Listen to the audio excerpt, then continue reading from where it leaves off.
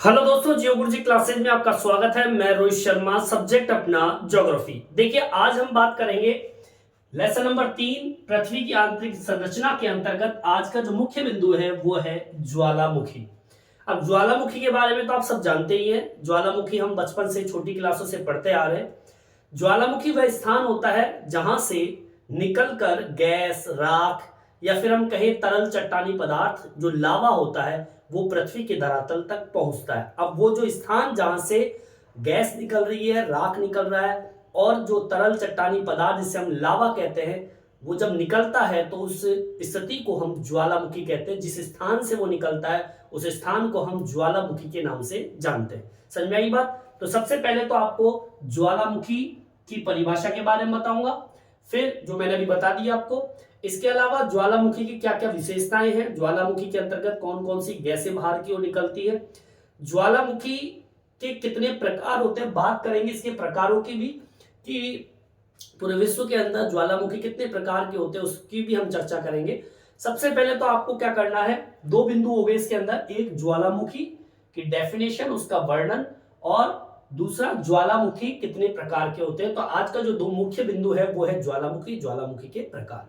अब ज्वालामुखी की परिभाषा तो मैंने आपको बता ही दी है कि वह स्थान जहां से गैस निकलती है, राख निकलती है, लावा निकलता है, उस स्थान को हम ज्वालामुखी के नाम से जानते हैं। तो सबसे पहली परिभाषा आपको यही लिखनी है, क्या? वह स्थान जहां से गैस, राख व तरल चट्टानी पदार्थ निकलते हैं उसे ज्वालामुखी कहते हैं। ठीक है, ये आपके ज्वालामुखी की क्या हो गई परिभाषा।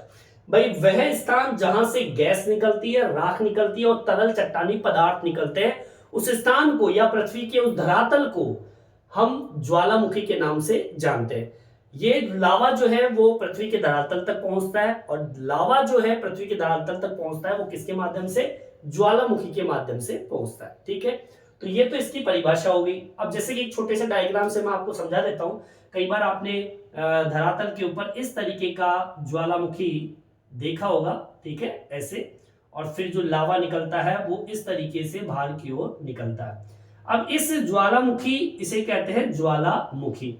अब मतलब वह स्थान जहां से इस प्रकार की, अब इसमें से क्या क्या निकलता है, या तो निकलती है गैस, या निकलती है राख, या फिर निकलता है लावा। ये तीन ऐसी स्थिति होती है, या ज्वलनशील खंड पदार्थ जो होते हैं वो भी आपकी इन लावे के माध्यम से या इस ज्वालामुखी के माध्यम से बाहर की ओर निकलते हैं, और इसे ही हम क्या नाम देते हैं? ज्वालामुखी। ठीक है, तो ज्वालामुखी की परिभाषा आपके समझ में आ गई होगी। ठीक है, अब थोड़ा आगे की ओर बढ़ते हैं। देखिए, यदि धरातल पर या फिर धरातल के आंतरिक भाग से अगर किसी भी स्थान से लावा निकल रहा है, या फिर अभी अभी निकला हो, ठीक है, या फिर कंटिन्यू निकल रहा होगा, ठीक है, ऐसी कंडीशन में ज्वालामुखी को हम सक्रिय ज्वालामुखी के नाम से जानते हैं। मतलब वो सक्रिय है। कई बार आपने देखा होगा ऐसे ज्वालामुखी भी होते हैं जो शांत होते हैं, जो कई सालों तक बिल्कुल शांत रहते हैं, जहां से किसी भी प्रकार के ना तो लावा निकलता है, राख निकलती है, ना गैस निकलती है। तो ऐसे ज्वालामुखी को हम शांत ज्वालामुखी, मतलब बिल्कुल शांति से रहने वाले ज्वालामुखी के नाम से जानते हैं। ठीक है, तो इसमें दो आपकी परिभाषा बनती है, क्या? यदि किसी ज्वालामुखी से गैस, राख व लावा निरंतर निकलता रहता है, उन ज्वालामुखियों को क्या कहते हैं? सक्रिय ज्वालामुखी कहते हैं। ठीक है, यह आपकी परिभाषा हो गई सक्रिय ज्वालामुखी की। एग्जाम में अगर आपसे क्वेश्चन पूछ लिया जाए कि भाई सक्रिय ज्वालामुखी किसे कहते हैं, सक्रिय का मतलब होता है एक्टिव, ठीक है, जो कंटिन्यू रहे, ऐसे ज्वालामुखी को सक्रिय ज्वालामुखी कहते हैं। मतलब यदि किसी ज्वालामुखी से गैस निकल रही है, राख निकल रही है, लावा निकल रहा है, वो भी निरंतर कंटिन्यू पूरे साल 365 कंटिन्यू दिन आपके अगर लावा निकल रहा है तो उसे हम सक्रिय ज्वालामुखी के नाम से जानते हैं। अब इसी के साथ एक परिभाषा और जोड़ सकते हैं, यदि किसी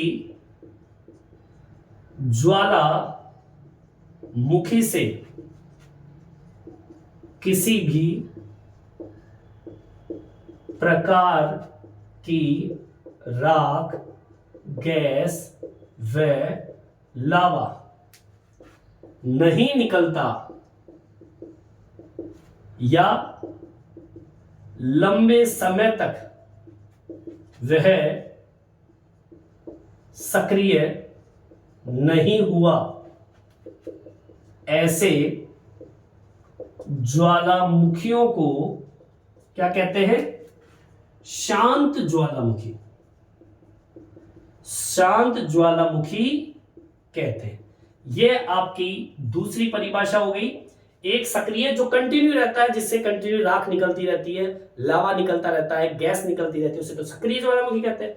और एक ऐसे ज्वालामुखी जो लंबे समय तक शांत रहे हो, जिससे किसी भी प्रकार की सक्रियता नहीं दिखाई हो, कोई गैस नहीं निकलती, लावा नहीं निकलता है, या कोई राख नहीं निकलती है, या ज्वलनशील खंड पदार्थ नहीं निकलते, ऐसे ज्वालामुखी को हम क्या कहते हैं? शांत ज्वालामुखी के नाम से जानते हैं।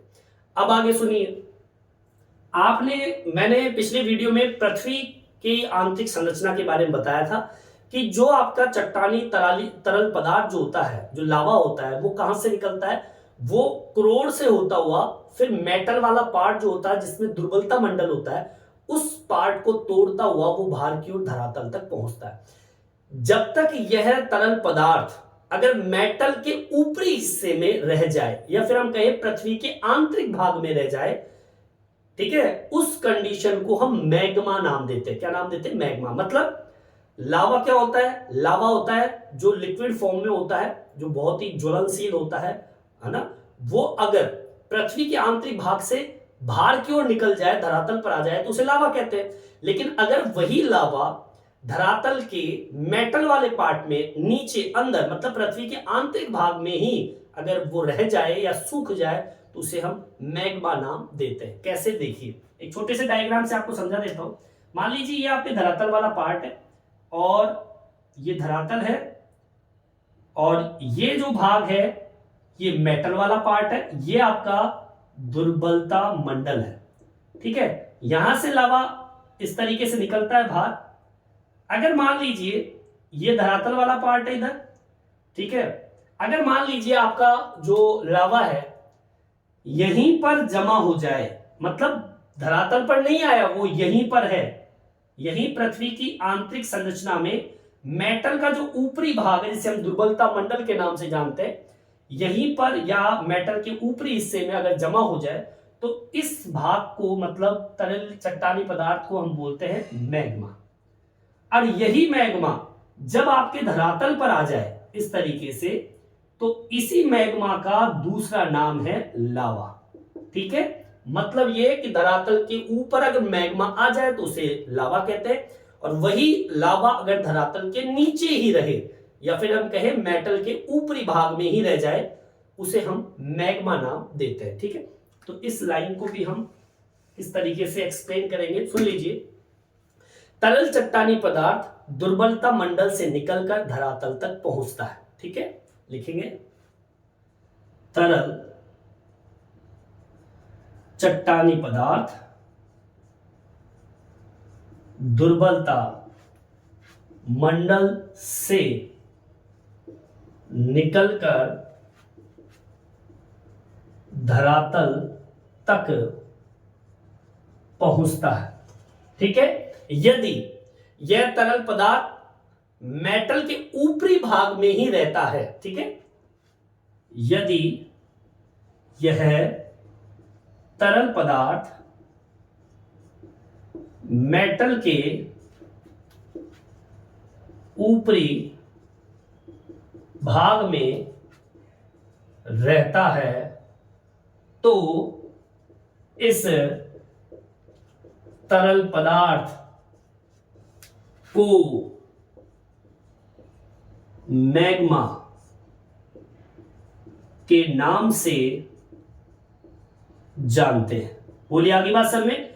अगर यह तरल चट्टानी पदार्थ जिसे हम लावे का नाम देते हैं, यही अगर तरल चट्टानी पदार्थ अगर मेटल के ऊपरी हिस्से में ही रहता है, मतलब पृथ्वी के आंतरिक भाग में ही रहता है, तो उसे हम मैग्मा नाम देते हैं। ठीक है, अब इसी के अंदर एक लाइन जोड़ेंगे, अगर यह मैग्मा, ठीक है, अगर यह मैग्मा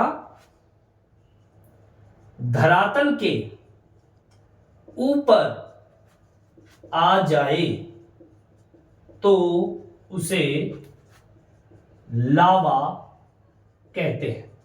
तो मतलब यह कि लावा और मैग्मा एक ही होता है, बस अंतर इतना सा होता है कि मैग्मा पृथ्वी के आंतरिक भाग को कहते हैं, मतलब तरल चट्टानी पदार्थ के अगर वही पदार्थ अगर पृथ्वी के आंतरिक भाग में रह जाए तो उसे मैग्मा कहेंगे, और यही तरल चट्टानी पदार्थ जो मैग्मा है वही अगर धरातल पर आ जाए ज्वालामुखी के माध्यम से तो उसे हम लावा का नाम देते हैं। ठीक है, अब सुनिए, जब ज्वालामुखी विस्फोट होता है तो कौन कौन से पदार्थ आपके ज्वालामुखी के माध्यम से धरातल पर पहुंचता है, जैसे कि ज्वलनशील खंड पदार्थ होते हैं, ज्वालामुखी बम, राख, धूल के कण, या फिर अगर गैसों की बात करें तो जैसे कि सल्फर यौगिक है, नाइट्रोजन यौगिक है, क्लोरीन है, या फिर हम कहें हाइड्रोजन है, आर्गन है, ऐसी गैसें आपके इसी ज्वालामुखी के माध्यम से बाहर की ओर निकलते हैं। ठीक है, लिख देंगे, ज्वालामुखी से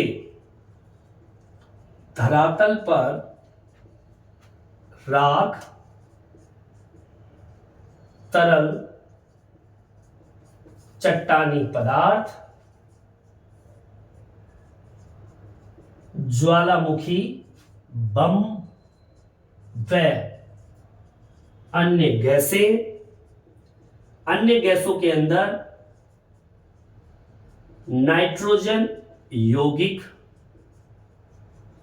सल्फर यौगिक, क्लोरीन, ठीक है, ये जितनी भी गैसें हैं ये सब बाहर की ओर निकलती है, हाइड्रोजन, आर्गन आदि, ये सारी की सारी गैसें आपके ज्वालामुखी के माध्यम से बाहर की ओर निकलती है। बोलिए आगे बात समझ में, बिल्कुल सिंपल सी बात है। अब ज्वालामुखी के बारे में तो आप सब जानते ही हैं, कोई बड़ा टॉपिक ऐसा है नहीं, कोई समझने वाला टॉपिक नहीं है, ये हम बचपन से पढ़ते आ रहे हैं कि भाई ज्वालामुखी वह स्थान होता है जहां से राख, तरल चट्टानी पदार्थ या गैस धरातल पर पहुंचते हैं, उसे हम ज्वालामुखी कहते हैं। और जो ज्वालामुखी सक्रिय होते हैं, जो कंटिन्यू चलते रहते हैं, उन्हें सक्रिय ज्वालामुखी कहते हैं, और जो लंबे समय तक शांत है उसे शांत ज्वालामुखी कहते हैं। ये तरल चट्टानी पदार्थ दुर्बलता मंडल से होकर निकलते हैं, और अगर यही तरल चट्टानी पदार्थ अगर धरातल के आंतरिक भाग में रह जाए तो उसे हम मैग्मा कहते हैं, और यही मैग्मा धरातल पर आ जाए तो उसे लावा कहते हैं। ठीक है, और मैंने बता ही दिया आपको क्या क्या निकलता है, राख, तरल चट्टानी पदार्थ, ज्वालामुखी बम, गैसों में nitrogen, sulphur, chlorine, hydrogen, argon, ऐसी गैसें बाहर की ओर निकलती। तो ये तो मैंने आपको थोड़ा सा ज्वालामुखी के बारे में बताया। अब हम बात करेंगे ज्वालामुखी के प्रकारों की, कि ज्वालामुखी कितने प्रकार के होते हैं। ठीक है, यहां तक समझ में आ गया होगा, यहां तक आप उतार लीजिए। देखिए आगे की ओर बढ़ते हैं, और टॉपिक मैंने डाल दिया है ज्वालामुखी के प्रकार। अब हम बात कर लेते हैं ज्वालामुखी के प्रकारों की। कुल मिला के ज्वालामुखी के 5 प्रकार होते हैं, उनके नाम मैं बता देता हूं। पहला है सिल्ड ज्वालामुखी, ठीक है। सेकेंड नंबर पे जो ज्वालामुखी आता है वो आता है मिश्रित ज्वालामुखी। थर्ड नंबर पे आता है ज्वालामुखी कुंड। फोर्थ नंबर पे आता है बेसाल्ट प्रवाह क्षेत्र ज्वालामुखी। और फिफ्थ नंबर पे आता है मध्य महासागरीय कटक ज्वालामुखी। ये कुल मिला के 5 प्रकार के ज्वालामुखी होते हैं। कितने प्रकार के हो गए? 5 प्रकार के ज्वालामुखी है। चलिए सबसे पहला बिंदु डाल लेते हैं सिल्ड ज्वालामुखी का। और बात कर लेते हैं सिल्ड ज्वालामुखी की। देखिए सिल्ड ज्वालामुखी की अगर हम बात करें तो सिल्ड ज्वालामुखी होते हैं वही लावे से बनते हैं। अब बनते कैसे हैं सुन लीजिए। आपने देखा होगा ये धरातल है, इस धरातल से कोई भाग है जहां से लावा निकल रहा है जिसे हम ज्वालामुखी का नाम देते हैं। जब आपका लावा बाहर की ओर निकलता है तो उसे हम बोलते हैं बेसाल्ट प्रवाह क्षेत्र, क्योंकि लावा जो बाहर निकलता है और बहता है तो उसे बोलते हैं बेसाल्ट प्रवाह। अगर मान लीजिए ये जो लावा निकल रहा है जिसे हम बोलते हैं बेसाल्ट प्रवाह, प्रवाह का मतलब बहना और बेसाल्ट होता है जो तरल चट्टानी लावा होता है उसे हम बोलते हैं बेसाल्ट। अब ये जो लावा निकलता है अगर मान लीजिए ये लावा सूख जाए या फिर हम कहें कि एक तरीके से ये तरल जो चट्टानी लावा है ठंडा हो जाए तो इस तरीके से गुंबद जैसी आकृति बन जाती है ऐसे, ठीक है, ऐसी गुंबद जैसी आकृति बन जाती है। तो इसको तो हम बोल देते हैं सिल्ड ज्वालामुखी, ठीक है।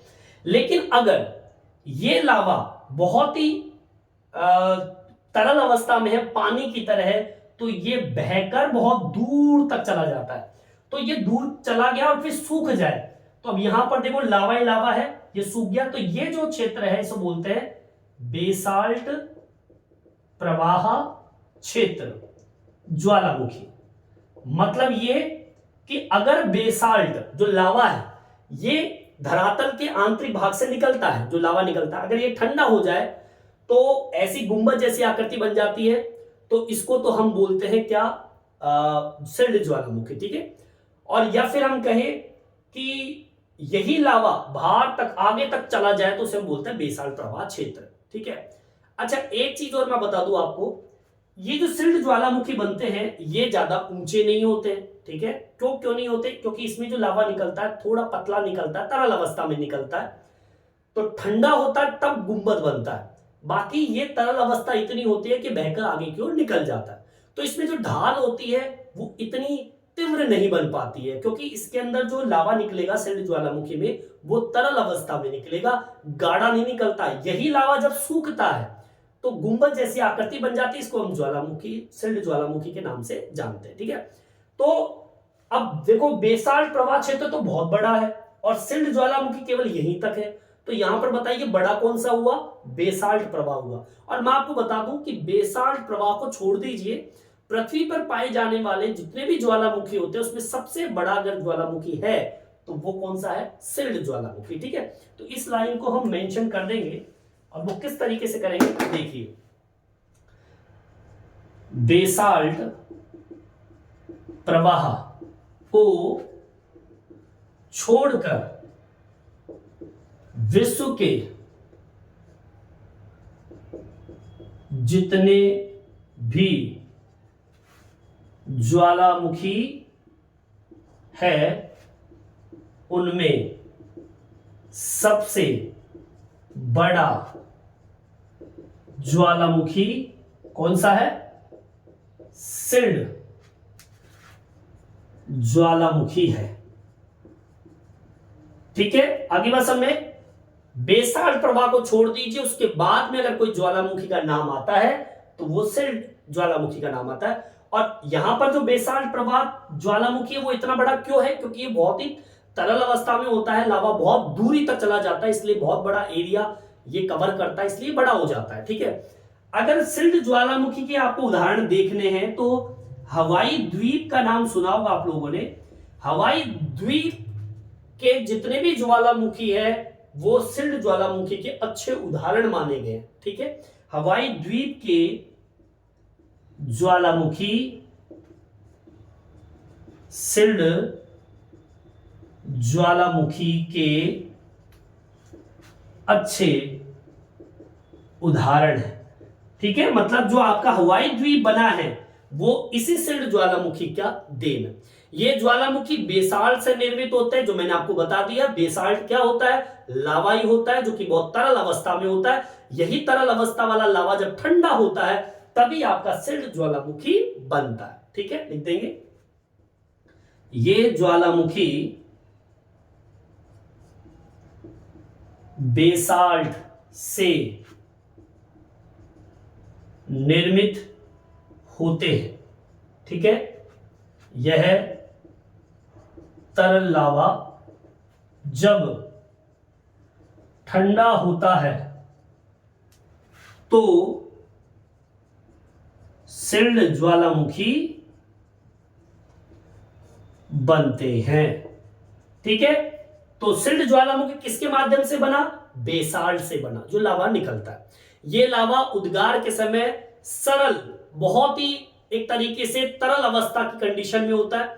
अब इतना तरल होता है कि ये जो ज्वालामुखी होते हैं वो लंबी ऊंची ढलान नहीं बना पाती, क्योंकि ये तरल अवस्था में होता है। जब सूखता है तो थोड़ा सा ढाल बन जाता है। बाकी इस ज्वालामुखी के अंदर, सिल्ड ज्वालामुखी में ढाल तीव्र नहीं होते, क्योंकि लावा तरल अवस्था में होता है, जो कि तीव्र ढाल नहीं बना पाते। अगर गाढ़ी अवस्था होती तो ऊंचा तक चढ़ता जाता, और गाढ़ा होता तो वो ऊंचा चढ़ता जाता, तो तीव्र ढाल हो जाते। लेकिन यहाँ पे तरल अवस्था में है, बहुत पानी की तरह, तो बह के चला जाता है, तो तीव्र ढाल नहीं बन पाती है। ठीक है, तो इसको आप कहां मेंशन करेंगे? मैं ऊपर मेंशन कर देता हूं, फिर इसको आप उतारना चाहे तो उतार सकते हैं आप लोग। ठीक है, यहां पर हम इस लाइन को जोड़ देंगे।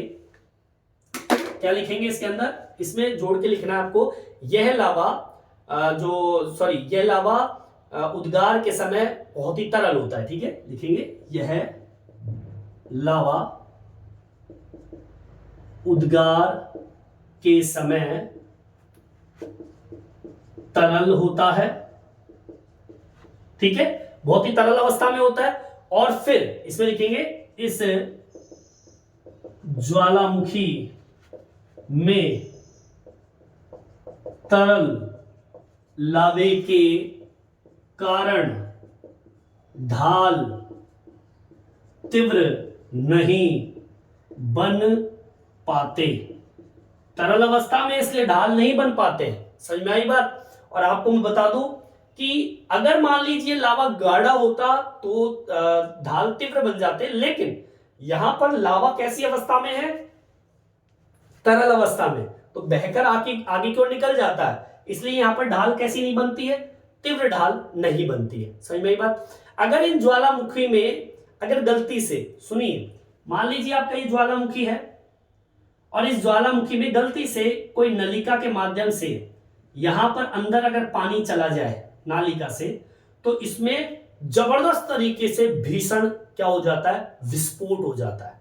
आगे बात समझ, क्योंकि एक तरफ तो गर्म लावा और एक तरफ पानी ठंडा, तो जब मिश्रण होगा तो विस्फोट तो होना ही है। ठीक है, इस लाइन को भी आप इस सिल्ड ज्वालामुखी के अंतर्गत आप लिखोगे। ठीक है, लिखिए, अगर इन ज्वालामुखियों में निकास नली द्वारा जल अंदर चला जाए तो भीषण विस्फोट हो जाता है। समझ में आई बात? अगर पानी गलती से अगर नलिका के माध्यम से अंदर चला गया तो भीषण विस्फोट होने के चांसेस हो जाते हैं। कई बार तो लावा फव्वारे के रूप में बाहर निकलता है। क्यों? क्योंकि लावा कैसा होता है? तरल अवस्था, बहुत पानी की तरह होता है, जैसे मैं बार बार आपको बता रहा हूं। ठीक है, यहां लिखेंगे, कई बार लावा फव्वारे के रूप में बाहर निकलता है। सही में यही बात? जैसे फव्वारा होता है ना, उस फव्वारे के रूप में बाहर की ओर निकलता है। इन ज्वालामुखी के निकास पर एक शंकु बनता है, जिसे हम सिल्डर शंकु के नाम से जानते हैं। छोटा सा शंकु इसमें बनता है। ठीक है, क्योंकि ढाल इतनी ऊंची नहीं होती है, थोड़ी सी ढाल होती है, लेकिन जो भी शंकु बनता है इसके अंदर, उसको हम सिल्डर शंकु के नाम से जानते हैं। ठीक है, इसको मेंशन कर देंगे अपन। क्या लिखेंगे? इन ज्वालामुखियों में छोटे शंकु पाए जाते हैं। शंकु का मतलब समझते हो ना? ऐसी आकृति शंकु की होती है, ये शंकु जैसी आकृति है। ठीक है, इन ज्वालामुखियों में छोटे शंकु क्यों मिलते हैं? क्योंकि लावा तरल अवस्था में होता है, तो शंकु बन ही नहीं पाते। जब वो लावा जब बहेगा तो बहकर बाहर क्यों निकल जाता है, लेकिन जब सूखने लगता है तो छोटे छोटे शंकु आपके बन जाते हैं। ठीक है, तो इन ज्वालामुखियों में छोटे शंकु पाए जाते हैं, जिनको सिल्डर शंकु कहते हैं। कौन से शंकु कहते हैं? सिरडर शंकु के नाम से इसको जानते हैं। क्लियर? आगे बसन में तो ये तो बात हुई किसकी? सिरडर शंकु की। ये टॉपिक आपका सिरडर शंकु कंप्लीट होता है। ठीक है, समझ में आ गया होगा। बिल्कुल सिंपल सा है, कोई इतना डाउट वाली बात नहीं है। एक बार मैं फिर से बोल देता हूं, सिरडर शंकु जो होता है ये बेसाल्ट प्रवाह को छोड़ दीजिए, पृथ्वी पर पाए जाने वाले ज्वालामुखियों में सबसे विशाल ज्वालामुखी सिरडर ज्वालामुखी है। अगर इस चीज को देखना है आपको तो हवाई द्वीप के ज्वालामुखी इसके अच्छे उदाहरण है। ये ज्वालामुखी बेसाल्ट से निर्मित होते हैं जो कि तरल लावे के ठंडे होने से बनते हैं। यह लावा उद्गार के समय बहुत ही तरल अवस्था में होता है। इन ज्वालामुखियों के अंदर ढाल बहुत ही तीव्र होते हैं, सॉरी तीव्र नहीं होते हैं। ठीक है, क्योंकि लावा बहुत ही तरल अवस्था में होता है इसलिए वो तीव्र ढाल नहीं बना पाते। अगर इन ज्वालामुखियों में निकास के जरिए अगर पानी अंदर चला गया तो ज्वालामुखी में विस्फोट होने की कंडीशन पैदा हो जाती है।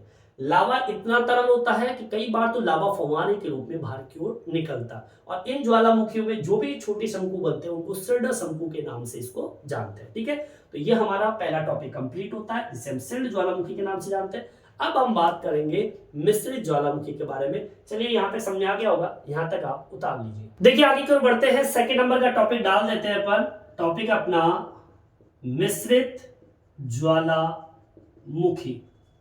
देखिए मिश्रित ज्वालामुखी की खास विशेषता यह है कि ये ज्वालामुखी जो होते हैं वो बेसाल्ट की अपेक्षा अधिक ठंडे होते हैं और गाढ़े होते हैं, चिपचिपाहट वाले होते हैं। ठीक है, लावे के साथ में भारी मात्रा में ज्वलनशील खंड पदार्थ जो ज्वलनशील होते हैं वो बाहर की ओर निकलते हैं, राख निकलती है धरातल के ऊपर। ये पदार्थ ज्वालामुखी के पास में जमा हो जाते हैं और एक शंकु जैसी आकृति बना देते हैं। ठीक है, इसको मेंशन करेंगे। सबसे पहली लाइन आपको क्या लिखनी है? सबसे पहली लाइन आपको लिखनी है कि ये ज्वालामुखी बेसाल्ट की तुलना में गाढ़ा व चिपचिपा लावा निकलता है, जबकि आपके सिरडर ज्वालामुखी में कैसा निकलता है? तरल। यहां पर गाढ़ा निकलता है, चिपचिपा निकलता है, और यहां पर लिख दीजिए ठंडा। ठंडा गाढ़ा चिपचिपा लावा बाहर की ओर निकलता है। समझ में आई बात? ठीक है, और लावे के साथ क्या निकलता है? वह लावे के साथ निकलती है ज्वलनशील खंड पदार्थ, ज्वलनशील खंड पदार्थ निकलती है राख। सही में बात? राख भी निकलती है, ज्वलनशील खंड पदार्थ भी निकलते हैं, और ये पदार्थ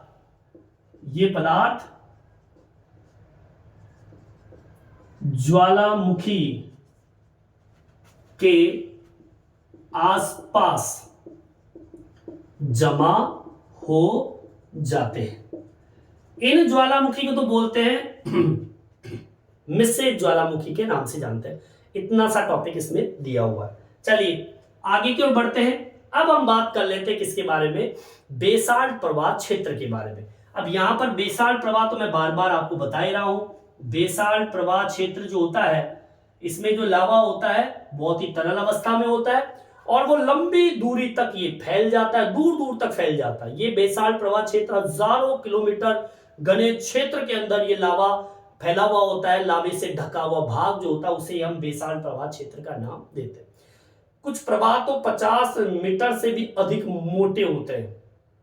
कई बार तो अकेला एक प्रवाह क्षेत्र जो होता है सैकड़ों किलोमीटर दूरी तक फैल जाता है, क्योंकि लावा जो होता है बहुत ही पतला होता है, या फिर हम कहें तरल अवस्था में होता है, पानी की तरह होता है, तो काफी कवर कर लेता है एरिया। जैसे कि भारत का जो ढक्कन ट्रैप है जिसमें वर्तमान में आपका महाराष्ट्र का पठार भाग जिसे हम बोलते हैं, वो एक अच्छा उदाहरण है बेसाल्ट प्रवाह का। पूरा महाराष्ट्र जो है वो बेसाल्ट प्रवाह क्षेत्र के ऊपर बसा हुआ है। ठीक है, आगे असल में तो यहां पर आपको क्या लिखना, देखिए ये ज्वालामुखी प्रवाह तरल अवस्था में होता है। ये ज्वालामुखी प्रवाह कौन सी अवस्था में होता है? तरल अवस्था में होता है, जो लंबी दूरी या कहें जो बहुत दूर दूर तक फैले होते हैं। ठीक है, इसी के अंदर जोड़ेंगे क्या, ये बेसाल्ट प्रवाह क्षेत्र हजारों किलोमीटर वाले क्षेत्र में फैले होते हैं। ये बेसाल्ट प्रवाह क्षेत्र हजारों किलोमीटर क्षेत्रों को ढके होते हैं। समझ में आई बात, सैकड़ों किलोमीटर, ये कहें बहुत दूरी तक ये फैले होते हैं। कुछ प्रवाह तो लिखेंगे इसके अंदर 50 मीटर तक मोटे होते हैं। कुछ लावा प्रवाह है 50 मीटर मोटे व सैकड़ों किलोमीटर फैले होते हैं। मतलब कई बार तो लावे की जो मोटाई होती है वो 50 मीटर तक हो सकती है, और फैलाव जो होते हैं वो सैकड़ों किलोमीटर तक ये फैले हुए होते हैं। ठीक है, और इसका उदाहरण मैं दे देता हूं, भारत का दक्कन ट्रैप, जहां पे वर्तमान में महाराष्ट्र है, कौन सा है, महाराष्ट्र। ठीक है, जो कि पूरा महाराष्ट्र आपके इसी ट्रैप पे बना हुआ है, मतलब आपके बेसाल्ट प्रवाह क्षेत्र। समझ में तो आ रहा होगा बेसाल्ट प्रवाह क्या होता है, लावा निकलता लिक्विड अवस्था में, बहुत ही तरल अवस्था में, पानी के रूप में, और वो बहुत लंबी दूरी तक वो फैल जाता है। ऐसे फैले हुए लावे वाले भाग को हम कहते हैं बेसाल्ट प्रवाह क्षेत्र। ठीक है, चलिए 3 बिंदु हो गए अपने। अब चलिए एक आखिरी बिंदु और है, चौथा बिंदु है मध्य महासागरीय कटक ज्वालामुखी के बारे में बात कर लेते हैं, और एक टॉपिक और बच गया अपना, ज्वालामुखी कुंड के बारे में बात करेंगे। चलिए यहां तक आपके समझ में आ गया होगा, यहां तक आप उतार लीजिए। देखिए चौथा बिंदु देखते हैं, चौथा बिंदु अपना डालते हैं ज्वालामुखी कुंड। देखिए इस कुंड की बात खास विशेषता क्या है। देखिए इसमें अब आपने इतने ज्वालामुखी देखे, जैसे कि आपने सिल्ड ज्वालामुखी देखे जिसे हम सिल्डर ज्वालामुखी कहते हैं। छोटे ज्वालामुखी विशाल ज्वालामुखी होते हैं, लेकिन इनके अंदर ढाल नहीं होते हैं। ज्यादा तीव्र ढाल इसलिए नहीं होते क्योंकि इसमें तरल अवस्था होती है। तो ये तो होते हैं कौन सा, सिल्ड। ठीक है, मिश्रित ज्वालामुखी खास विशेषता क्या होती है, वो गाढ़ा चिपचिपा होता है। ठीक है, बेसाल्ट प्रवाह होते हैं जो लंबे क्षेत्र तक फैले होते हैं। ठीक है, यहां पे ज्वालामुखी कुंड क्या कह रहा है, देखिए यहां पर ऐसे ज्वालामुखी जो शंकु जैसे होते हैं। आपने तो ज्यादातर ऐसे ही शंकु जैसी आकृति में ज्वालामुखी को देखा होगा। ठीक है, जिससे आपने इस तरीके से निकलता रहता है। हम कोई भी डेमो बनाते हैं तो उसमें ऐसे ही ज्वालामुखी दिखाई देते हैं, लेकिन यहाँ पर ज्वालामुखी थोड़ा उल्टा है, कुंड दिया हुआ है। कुंड का मतलब होता है गड्ढा।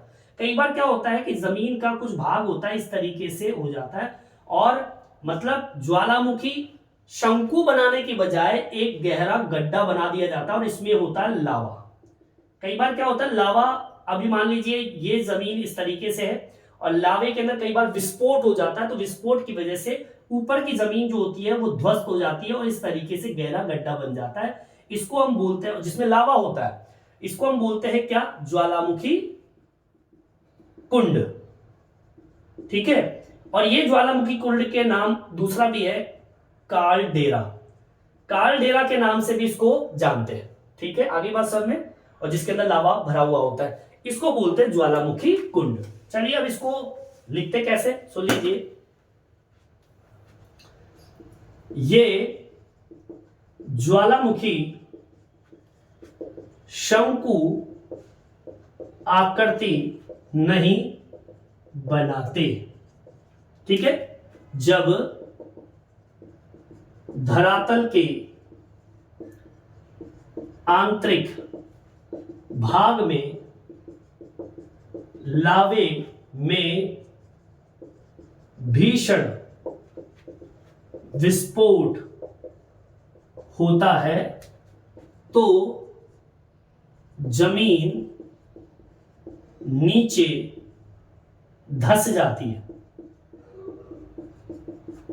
ठीक है, और एक कुंड बनाता है जिसमें क्या होता है, लावा होता है। इसे ज्वालामुखी कुंड कह दीजिए या फिर कालडेरा कहते हैं। क्लियर? ये आपका ज्वालामुखी कुंड हो गया। चलिए आखिरी बिंदु हो गया अपना कौन सा? मध्य महासागरीय कटक ज्वालामुखी। अब देखिए बिल्कुल सिंपल सा है। मध्य महासागरीय कटक क्या होते हैं? नाम से पता चल रहा है, मध्य बीच का, महासागरीय महासागर के बीच, कटक का मतलब क्या होता है? पहाड़ियां।